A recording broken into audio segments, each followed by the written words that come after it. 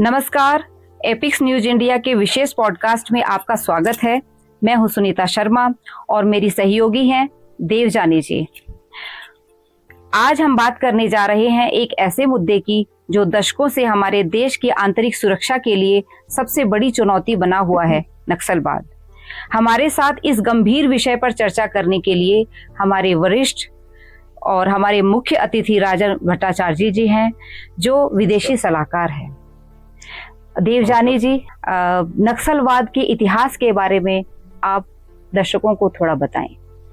नक्सलवाद एक साम्यवादी कम्युनिस्ट विचारधारा पर आधारित है, जिसकी शुरुआत 1967 में किसानों ने किया था, जिनका मानना था संविधान में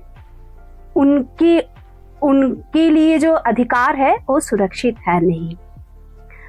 ये आंदोलन बाद में साम्यवाद के नाम पर जाना गया। और इसके इतिहास के बारे में, जैसे ये कहाँ से स्टार्ट हुआ, ये कहाँ से? ये नक्सलवाड़ी पश्चिम बंगाल के एक गांव है, नक्सलवाड़ी से शुरुआत हुई। हाँ, 1967 में, 1967 में, जो कि किसानों ने शुरू किया था। सर, आप भी कुछ विचार व्यक्त कीजिए या हमें और कुछ इसे थोड़ा गहन रूप में बताएं कि ये इसका इतिहास के बारे में हमें थोड़ी जानकारी दीजिए सर। देखें, ये बहुत पहले सुलझ जानी थी। ये कोई रिसेंट बात, आम कोई बात तो है नहीं कि इसके बहुत पुराना इतिहास, जैसे इन्होंने भी बताया। तो ये क्या है कि कभी भी पहले भी सरकार जो आती थी जाती थी, उनका क्या है कि पहल जो होता था कोई इतना जोरदार नहीं हुआ करता था इसमें। हालांकि इनका जो मंशा, इनका जो एजेंडा है, नक्सलियों का कहिए, इनके अंतर्गत माओवादियों का कहिए, ये भी कभी स्पष्ट नहीं था। इनका भी एक दूरी इनके साथ हमेशा रहा हुआ है, जो पकड़ के चले कि हमारे जो उत्तर पूर्व के जो अलगाववाद है या जो मिलिटेंसी, जो भी आप कह दीजिए, उसके हिसाब से ये काफी अलग है, अलग थलग है। इसमें कोई मेल नहीं खाता। इनका एक एजेंडा है वहां पे, जो ये एक मेनलैंड इंडिया के कुछ राज्य हैं हमारे, उसमें क्या है कि जहाँ पे जंगल है, जहाँ पे गुर्बत बहुत ज्यादा है, बहुत ज्यादा गरीबी है, वहां पे ये ज्यादा दिखाई देता है। जहाँ पे सूखा पड़ता है, पकड़ लीजिए, ये इन्होंने जैसे कहा, ये किसान लोगों के वहां पे, क्योंकि सूखा होता था, बहुत फूड क्राइसिस बहुत आम बात हुआ करती थी 60 के दशक 70 के दशक में। हम सुनते थे, हमारे जो पूर्वज है, हमारे घर के जो बड़े हैं, वो कहते थे कि बहुत सारा क्रांति हुआ था खाद्य को लेके। तो इसके ही चलते इसकी जो है पैदाइश हुई थी। और लेकिन ये आज जो चल रहा है, आज हमारे यहाँ काफी समृद्धि है। उस हिसाब से आज हम निर्यात करते हैं, आयात नहीं करते, निर्यात करते हैं बहुत सारी खाद्य उत्पादित चीजें। तो आज इसका जो है मसला होनी चाहिए। आज नए सदी का जो है 25वां साल है, तो हमें सोचना चाहिए। अमित शाह जी, माननीय गृह मंत्री, उनका जो अपील है, जो भी कह रहे हैं, वो दावा कर रहे हैं। जैसे सर, उन्होंने दावा किया है कि 2026 तक नक्सलवाद को वो बिल्कुल सफाया कर देंगे। तो क्या सर ये संभव है? इसके पीछे बहुत सारी चुनौतियां हैं, तो वो क्या चुनौतियां हो सकती है कि वे 2026 तक अगर सफाया करते हैं, तो किन चुनौतियों का उनको सामना करना पड़ सकता है? देखिए, ये जैसे मैंने कहा, पहल थोड़ी पहले से होना चाहिए था। दूसरी बात है कि अभी 26 का डेडलाइन उन्होंने दिया, इसका क्या तात्पर्य है मुझे नहीं पता।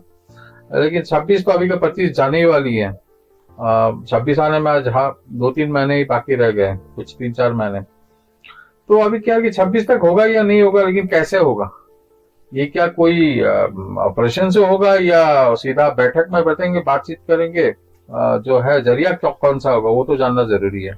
और सर, जैसे कि आपने कहा, उनका जो विचारधारा उनका माओवादी, जिसको हम कहते हैं माओवादी, जैसे कि किसान लेनिनवादी, वो सशस्त्र किसानों के लिए, किसानों को उन्नत करना था। लेकिन ये भारत में रहते हुए ये विचारधारा में क्यों चल रहे हैं? हाँ, ये तो लेनिनवादी विचारधारा है सर। माओवादी विचारधारा तो भारत की विचारधारा थी ही नहीं। लेकिन हमारा जो राष्ट्र है वो अहिंसा है। अहिंसावादी दिन दिन हिंसक बनते जा रहे हैं। बहुतों का नुकसान हो रहा और ये है। 66 या 67 से शुरुआत हुई। 67 जी, 67 से। जी। तो ये नक्सलबाड़ी आपने कहा था, ये उत्तर बंग में आता है। हाँ। उत्तर, हाँ। ये पश्चिम पश्चिम बंग का जो बंगाल, उत्तरी पश्चिम बंगाल। भाग में वहीं पे ये गांव होता है। ये है आज भी वहां पे। लेकिन क्या है कि ये जैसे कहा कि पहल जो इनका जो ये बाहर से आया हुआ चीज है, इसमें बाहरी शक्ति होगा। वहां पे भी बहुत सारे मुल्कों का देखिए उसमें कहीं ना कहीं दखल है। आज आप कह रहे हैं जिस 66 की बात है, उस समय हमारे जो मुल्क है भारत का, सोवियत यूनियन जो था उसके साथ बहुत करीबी संपर्क था। जी। उस समय केजीबी के लोग इस देश में तकरीबन दिल्ली में रहते भी थे। भारत के उस समय के तत्कालीन सरकार जो थी वो लोग कभी इस बात को बहुत लोग खंडन कर रहे हैं अभी अपनी किताबों में कि इनका कितना प्रभाव था भारत में।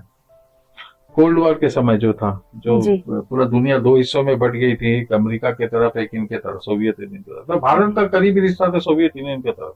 जी। और ये जो आप कह रहे हैं इनका जो है सीधा सीधा उनसे ही संपर्क है। ये एमएल जो आप मार्क्सिस्ट लेनिनिस्ट बोल रहे हैं, जी। इनका संपर्क सीधा सीधा उनसे ही आता है। वहां से ही आया हुआ होगा किसी जरिए। तो सर ये लोग कैसे मार्क्सिस्ट प्रभावित हुए? हाँ। ये लोग कैसे प्रभावित हुए? जैसे ये लोग यहाँ की विचारधारा से प्रभावित नहीं हुए, और लेनिनवादी या मार्क्सवादी जैसे 67 में सबसे पहले इसकी नींव पड़ी, उन्होंने शुरू की थी फिर- कि अपने अधिकारों हाँ, के और लिए। 69 में जो है पूरी एक सीपीआई जो है एक पूरी गठन हो गया। मैं आपको बताऊं, उस समय जो मैंने कहा कम्युनिस्टों का भारत में बहुत ज्यादा दखल भी था, उनका एक प्रभाव भी था। अगर आप देखेंगे, एक समय की बात कर रहा हूँ, आजादी के बाद की बात, कम्युनिस्ट पार्टी उस समय उत्तर प्रदेश जैसे राज्यों में, मध्य प्रदेश, महाराष्ट्र, हर राज्य में उनका एक बड़ा प्रभाव था। तो अभी आप ये जो समय है, उस समय हमारी जो खुफिया विभाग थी वो इतना सतर्क या इतना जोरदार नहीं हुआ करती थी आज जैसे हैं, या जैसे बांग्लादेश के जंग के बाद जैसे वो 72 के बाद बनी। उस समय जो था ये कच्चा एक समय था, जो इतना इसका कोई इतना प्रकोप नहीं था, इतना इनका पकड़ नहीं था कहीं पे। हमारे जो खुफिया विभाग है, पुलिस का क्या प्रकोप, उस समय क्या काम था, पुलिस का भी कोई खास कोई वो नहीं थी। तो क्या है, सब मिला के एक मेलजोल होके एक खामियां बड़े उभर के आ गई। तो सर इसमें तो सरकारी नीतियों का ही ऐसे लग रहा है जैसे वो विफल हो गई उस समय जो सरकारी नीतियां थी। और अभी जैसे अमित शाह जी ने कहा, अभी रायपुर में भी जैसे उन्होंने कहा कि हम लोगों ने बहुत सारी नक्सलवादियों का सफाया किया, और पहले से अब तक में काफी नक्सलाइट एरिया में काफी सुधार आया है सर। जैसे पहले काफी क्षेत्र फैला हुआ था, 18,000 तक फैला हुआ था, और अब सीमित हो गया सर।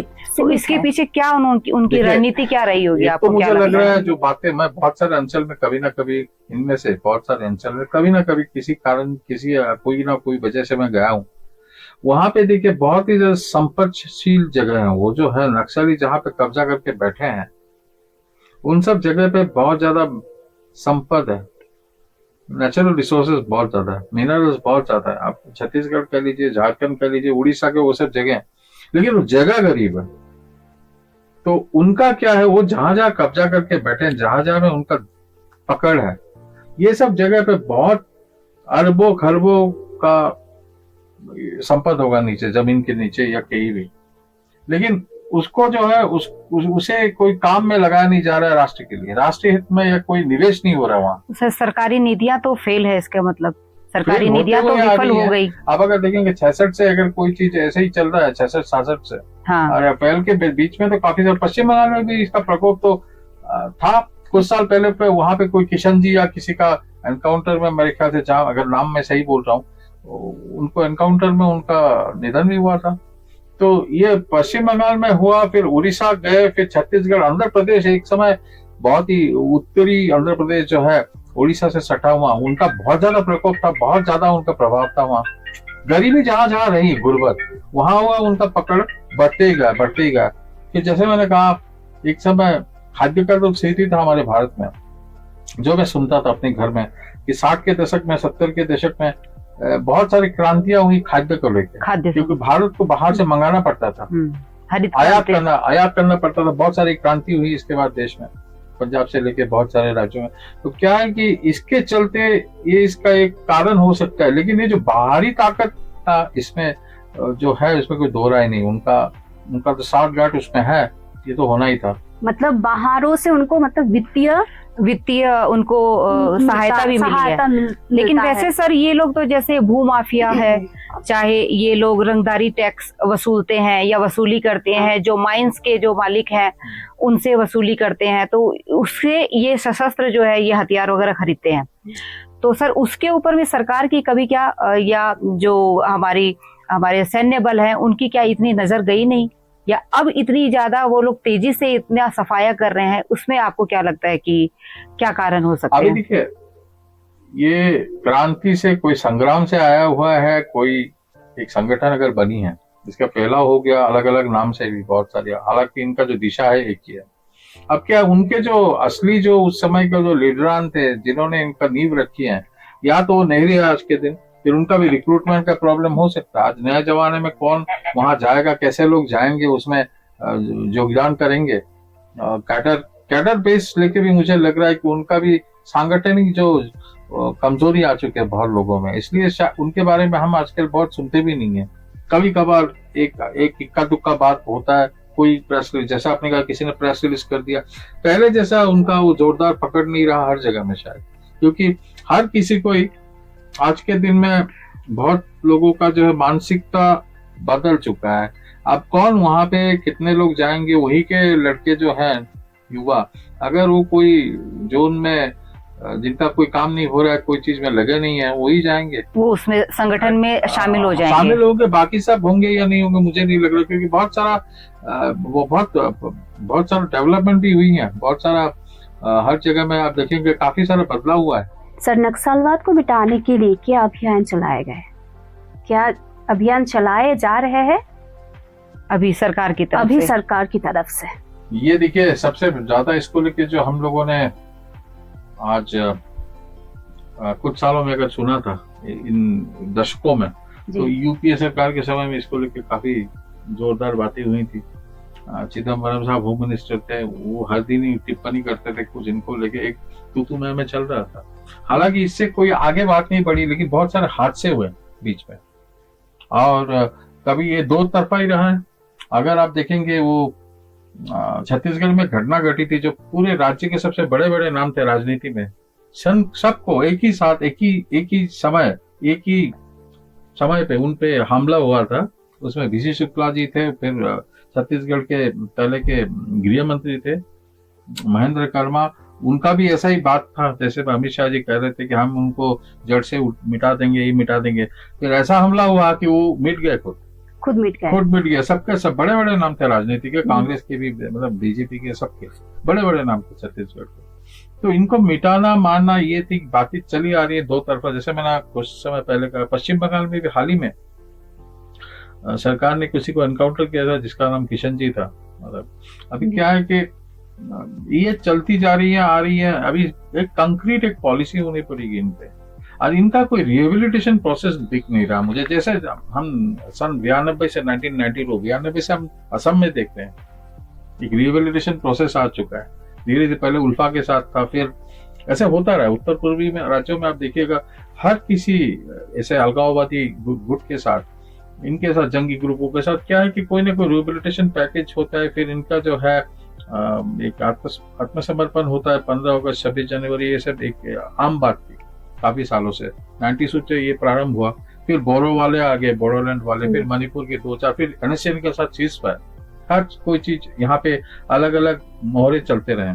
लेकिन इनके साथ कभी भी उस तरह का कुछ नहीं हुआ, कोई एक्सचेंज ऑफर या कोई रिहेबिलिटेशन पैकेज, कोई अस्त्र छोड़ने की जो परिकल्पना प्रकल्प होते हैं, आयोग होते, कोई नहीं, मतलब कोई कुछ पॉलिसी नहीं थी इनके साथ। और इनके साथ कभी खुला बात नहीं होता। जैसे मैंने कहा, हम बहुत लोगों को जानते हैं जो लोग भारत सरकार के साथ पहले 90 के दशक से इस अंचल में, वो थोड़ा अलग, उनका जो है, उनका कोई सरेंडर करना या अस्त्र छोड़ने का जो कोई प्रकल्प होता है ना, वो है ही नहीं, उनके साथ कभी हुआ ही नहीं। तो सर, जैसे गृह मंत्री जी ने जैसे कह रहे थे अगले साल तक इसका सफाया होगा, मुझे ये पता नहीं चल रहा ये राह कौन सा होगा, ये 2 राय हैं।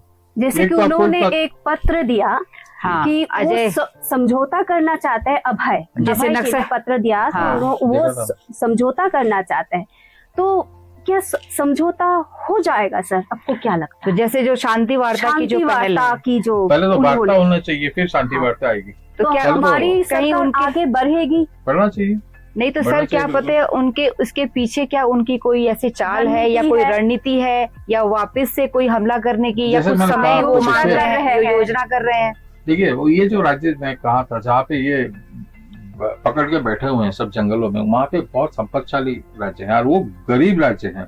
वो जो संपत्ति जहाँ पे वो पकड़ के बैठे हुए हैं इतने दशकों से, अगर वो देश के काम में आ जाए, उस पर निवेश हो जाए, तो वहां पे लोगों का जो है जीवन शैली बदल जाएगा। वहां के लोगों का इतना गुर्बत भी नहीं रहेगा, मैं कह सकता हूँ।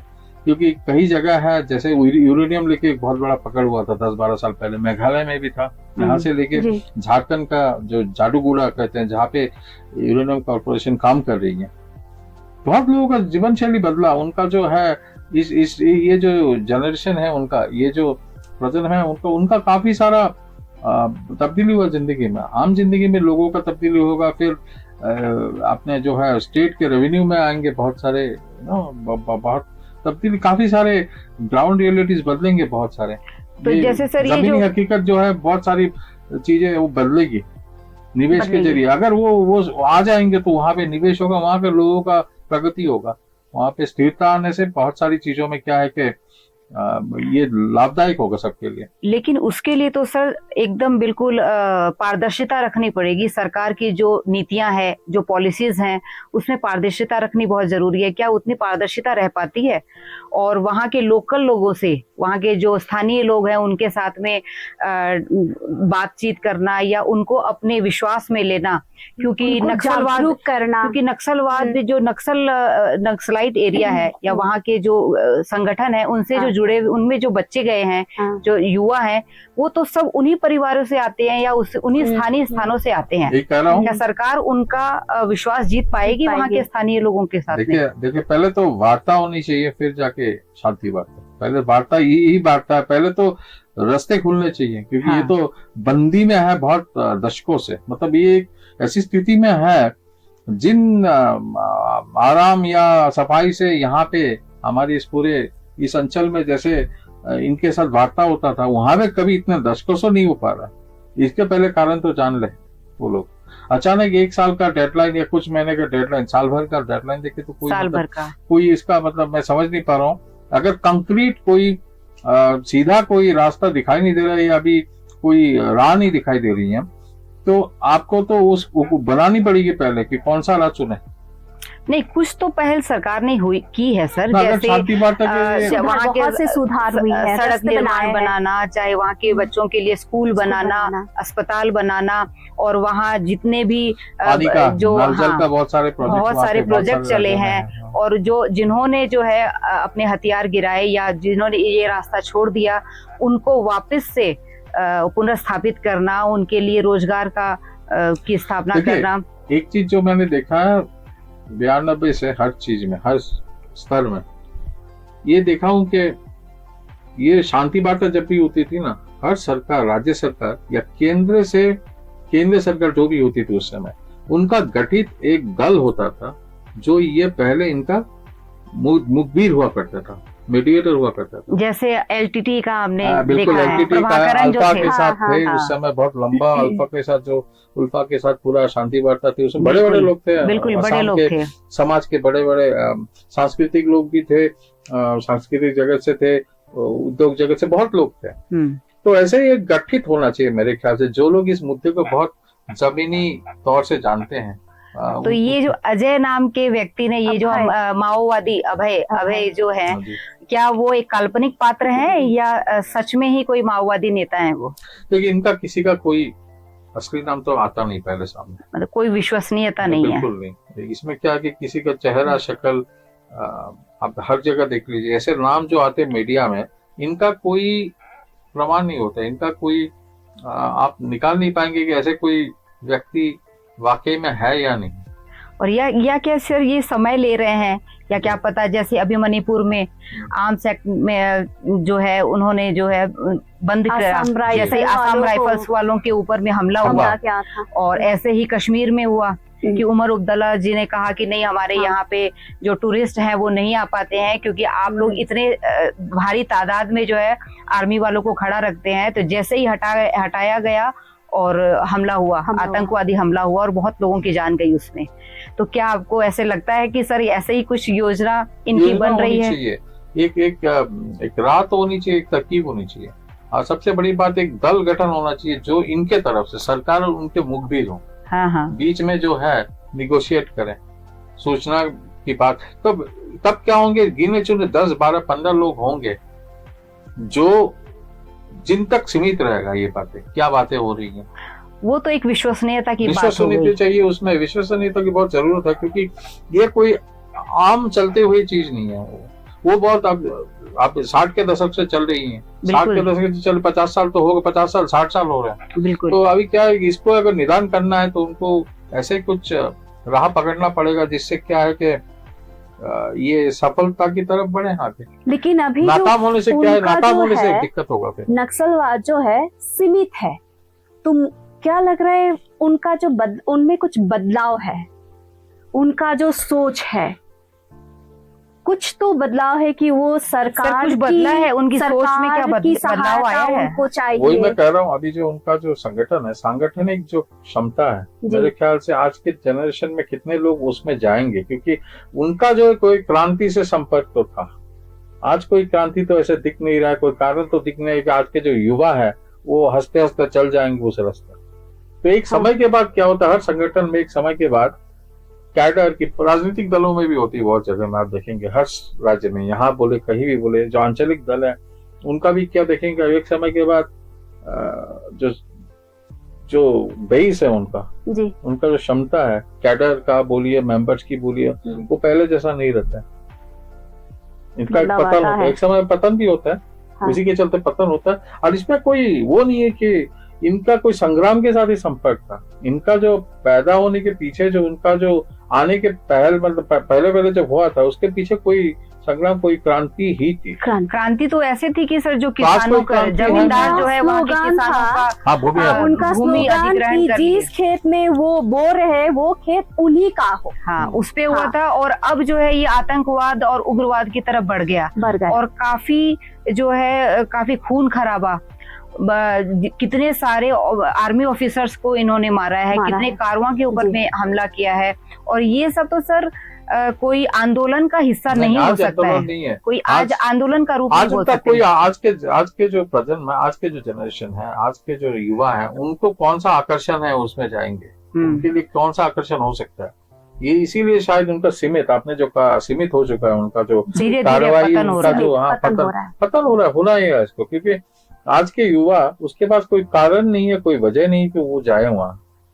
वरना आज के युवा जो है, जो पढ़ा लिखा है या पढ़ चुका है काफी हद तक, उसे दिखाई देगा सरकार के जो दूसरे व्यवस्था है, फैसिलिटीज है, दूसरे स्कीम्स है, उसमें क्या है। ग्रामीण योजनाएं, इतने सारे ग्रामीण योजनाएं, मैं इतने सालों से, पिछले 20 सालों से मैं ये ट्रेड प्रमोशन इसमें देख रहा हूँ, इंडस्ट्री के मुखबिर होकर मैं देख रहा हूँ कि इतने सारे पॉलिसीज हैं, लोगों को पता ही नहीं इसके बारे में, इतने सारे योजनाएं हैं, इतने सारे आयोग हैं। तो ये जन जागरूकता या लोगों में जागरूकता, अवेयरनेस होनी चाहिए, लोगों के साथ में बातचीत होनी चाहिए, बताना चाहिए उनको पॉलिसी के बारे में। वो जहाँ रहते हैं, मैं सुना हूँ जो गए हैं वहां पे आज से काफी साल पहले, जो गए हैं उनके इन कब्जा अधिकृत जगहों में, हाँ, वहां पे मोबाइल की नेटवर्क भी कुछ साल पहले तक नहीं।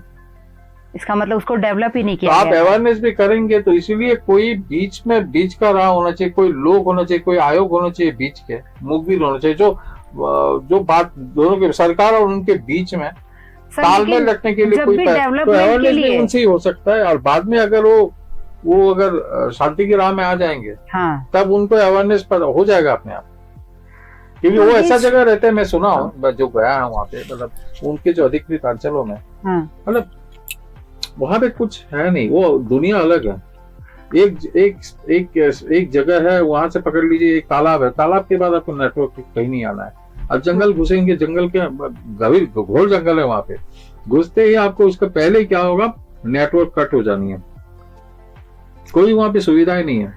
लेकिन कोई भी तरह का विकास या प्रगति इसलिए या कोई विकास भी नहीं हो रहा है। डेवलपमेंट नहीं हो रहा है, इसीलिए उसकी विकास नहीं हो वजह रहा है। से वो लोग बहुत पिछड़े हुए हैं सर। अभी काफी शिक्षा का अभाव है उनमें, अभी उनमें जागरूकता की कमी काफी है। मेरे ख्याल से काफी विकास हुआ है काफी जगह पे, जो सुन रहा हूँ या सुनाई देता है, काफी विकास हो रहा है। वो आंकड़े तो बता रहे हैं, नीति आयोग के आंकड़े भी बता रहे हैं उसको। तभी शायद नक्सलवादी क्षेत्र जो है बहुत सीमित रह गए इसीलिए हैं। कह रहा हूँ सीमित रहने का कारण है आज के जो जनरेशन है, आज के जो युवा युवा है, वर्ग है, उनको उसमें आकर्षित होने के लिए क्या है उनके पास? कुछ नहीं है कुछ सर। नहीं है, उसके लिए कुछ है नहीं। न रोजगार है, न कुछ अच्छा जीवन है, डर डर के जिए।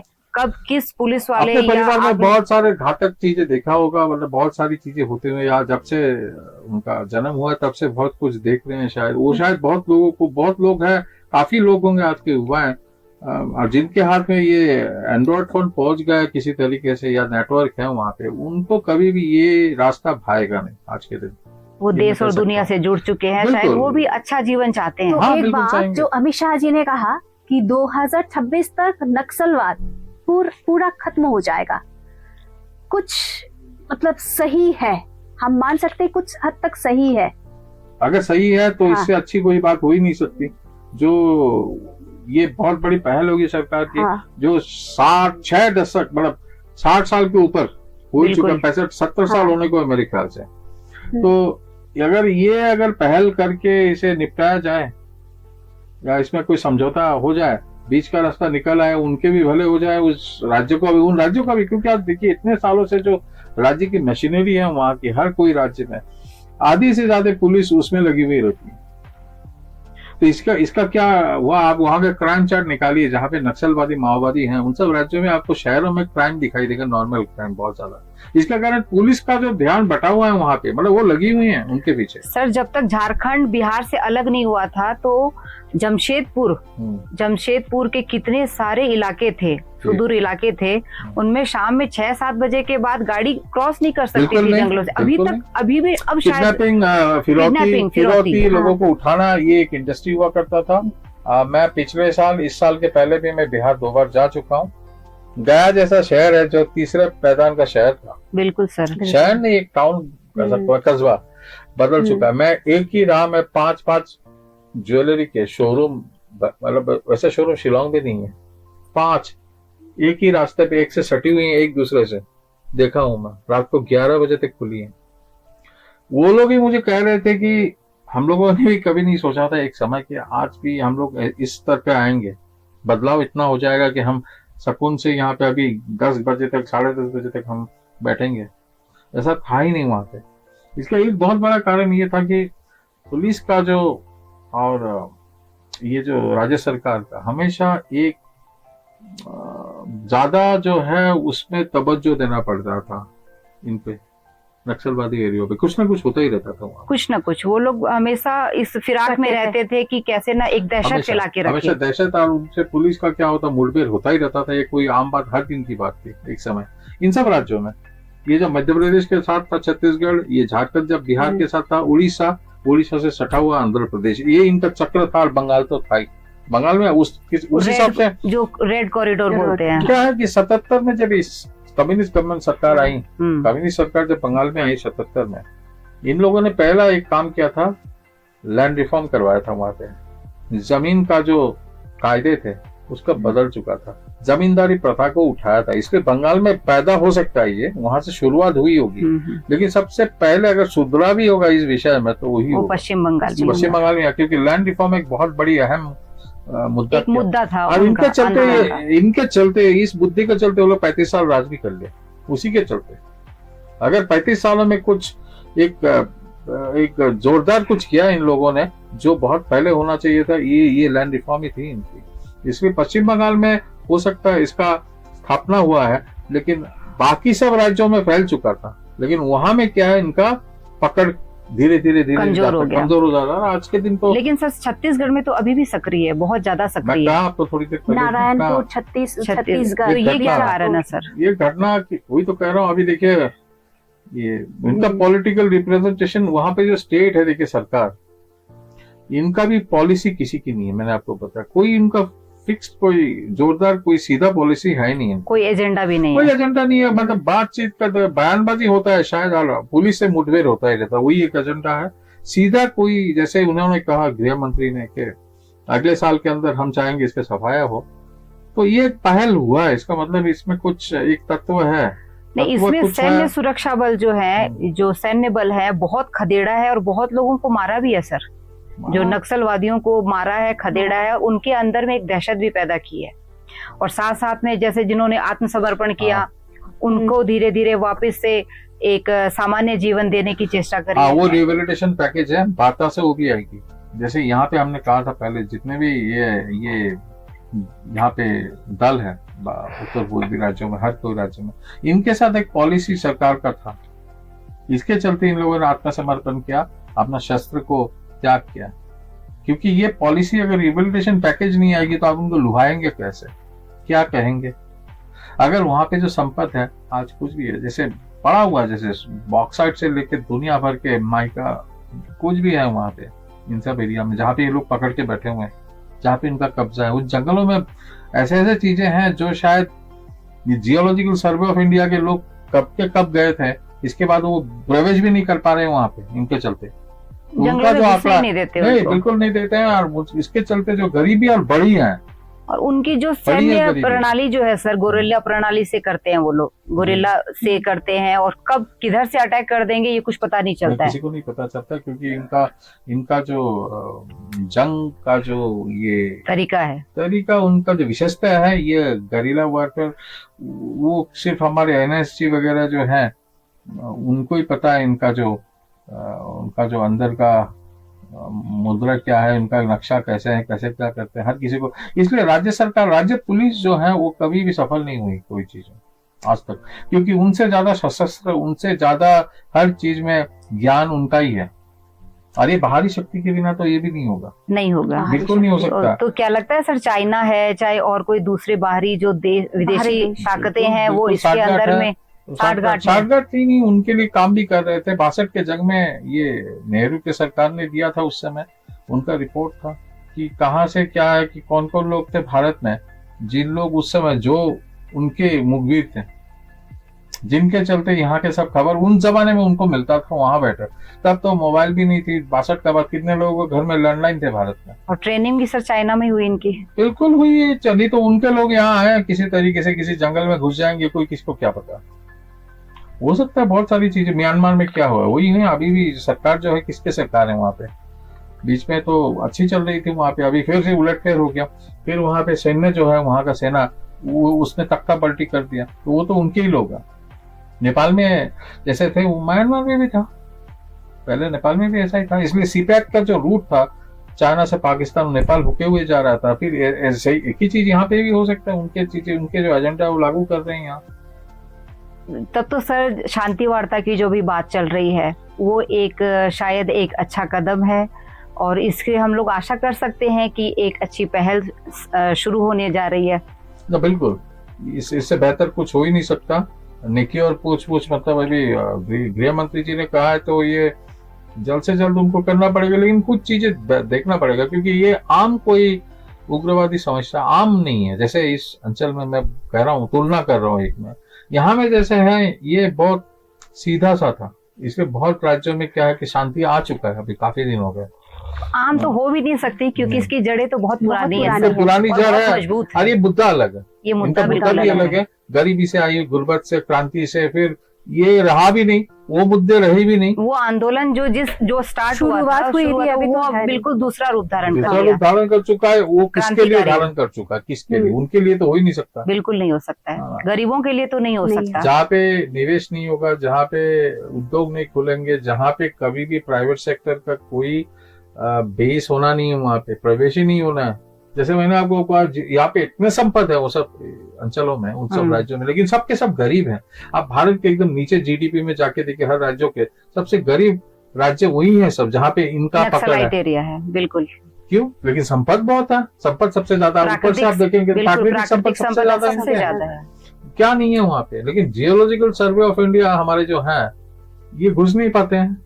प्राइवेट भी जितने प्लेयर हैं, मतलब सर्वे करने वाले हैं, वो आज तक घुस ही नहीं पा रहे। इनका भी क्या अपहरण हो जाता है वहाँ, बहुत लोगों का अपहरण हुआ है, फिरौती लेके छोड़ना पड़ा या जान से मार दिया। ये लोग फिरौती भी नहीं लेते, जान से मार देते हैं। तो सर इनको जागरूक कैसे बनाया जाए?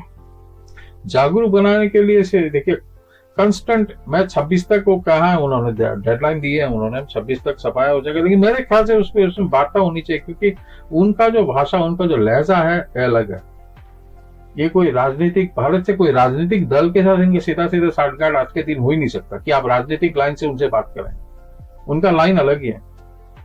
जैसे दूसरे जो कोई भी है, कोई भी उग्रवादी दल है, उनके साथ राजनीतिक दलों का कोई ना कोई साठगांठ कहीं ना कहीं हो सकता है, कुछ लोगों के जरिए आप बात भी कर सकते हैं, रस्ती खुली है उसमें। लेकिन इनके साथ रास्ता जो है हमेशा से एक बहुत बड़ा ब्लॉकेट था, उसमें बहुत ज्यादा कोई पहल भी नहीं हुई है, जैसे कहा था मैंने थोड़ी देर पहले। तो पहल करने के लिए वार्ता तो पहले चाहिए, फिर शांति वार्ता, फिर उसमें क्या अवेयरनेस आएगी, बहुत सारी चीज। आप अगर अस्त्र छोड़ेंगे, शस्त्र छोड़ेंगे, आपको ये सुविधा दी जाएगी, आपके एरिया में ये होना है, 50 अस्पताल होने हैं, 50 स्कूलें होनी है, कॉलेज 1 दर्जन कॉलेज हो जाएगी। तो ये इसके साथ आता है, वार्ता के उनको साथ अपने विश्वास में लेना पड़ेगा। विश्वास में लेनी पड़ेगी। इसके लिए एक दल का अगर गठन करे जिसमें बहुत विशेषज्ञ होंगे, बहुत सारे सांस्कृतिक लोग भी हो सकते हैं, मीडिया के लोग हो सकते हैं, कुछ उनके लोग शामिल, बुद्धिजीवी वर्ग के कुछ धर्म है जिनके ऊपर में उनको विश्वास हो। जी जी, स्थानीय लोग हैं, जो वरिष्ठ लोग जिनके ऊपर में उनको पूर्ण विश्वास हो। जो न्यूट्रल है, जो न्यूट्रल बात करें, मतलब दोनों पक्षों को सुने, जिनका जो रवैया है, उनका रवैया ये होनी चाहिए, उनको पब्लिसिटी मिलना है, वो उनका रवैया होने से नहीं चलेगी।